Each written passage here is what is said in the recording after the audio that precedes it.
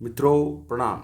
लोक व्यवहार और विषमताएं के दूसरे एपिसोड में आपका स्वागत है।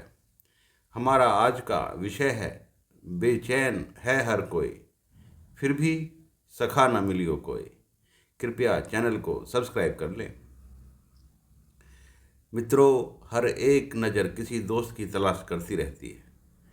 जब हम लोगों से मिलते हैं, बातें करते हैं, सबकी एक ही शिकायत है कि कोई दोस्त नहीं है, कोई सच्चा मित्र नहीं है जिस पर विश्वास किया जा सके, जिससे मन की बात की जा सके, अपनी भावनाओं का आदान प्रदान किया जा सके।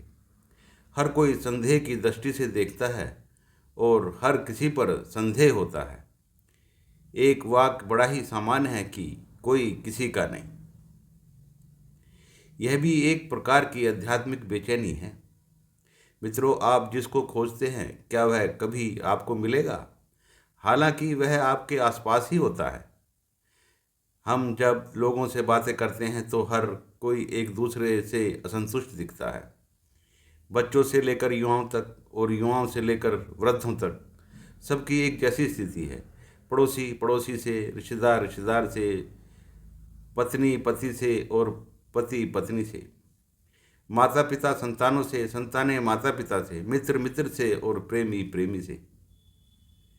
ऐसा लगता है कि जैसे समाज के सारे लोग एक दूसरे से परेशान हैं, हर वक्त एक दूसरे की शिकायत करते रहते हैं।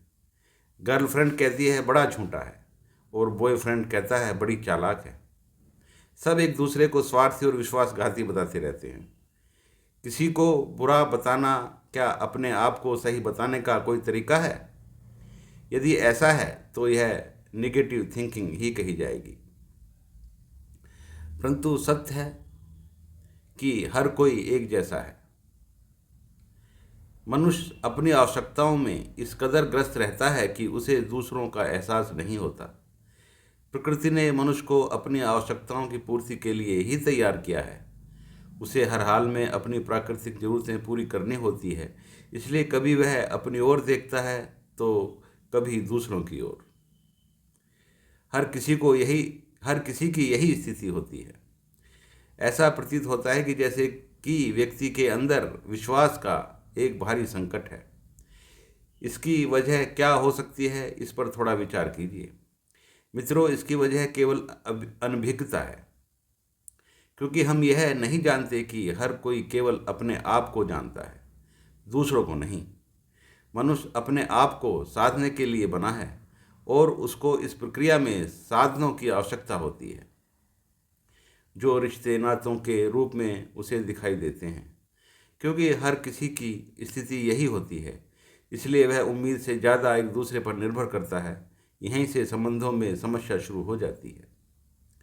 प्रकृति ने मनुष्य को इसी प्रकार बनाया है, या यूं कहें कि प्रत्येक प्राणी इसी प्रकार का होता है।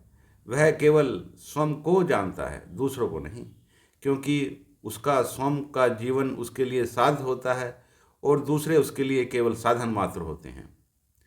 प्रकृति में माता पिता को छोड़कर सभी पर यह सिद्धांत लागू होता है। जब किसी को स्वयं की आवश्यकताओं का पोषण करना होता है, तभी उसे दूसरों की आवश्यकता महसूस होती है। सभी लोग अपनी अपनी जगह सही होते हैं, क्योंकि वह सब लोग अपनी आवश्यकताओं में जकड़े हुए होते हैं। यदि यह बात समझ ली जाए तो विरोधाभास और शिकायतें कम हो जाएंगी।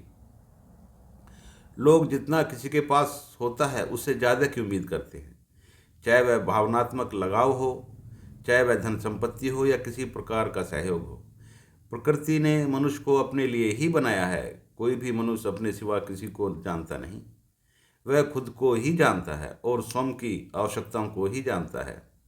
प्रकृति में अगर कहीं प्रेम अपने स्वाभाविक रूप में विद्यमान है तो वह केवल माता पिता के अंदर ही हो सकता है।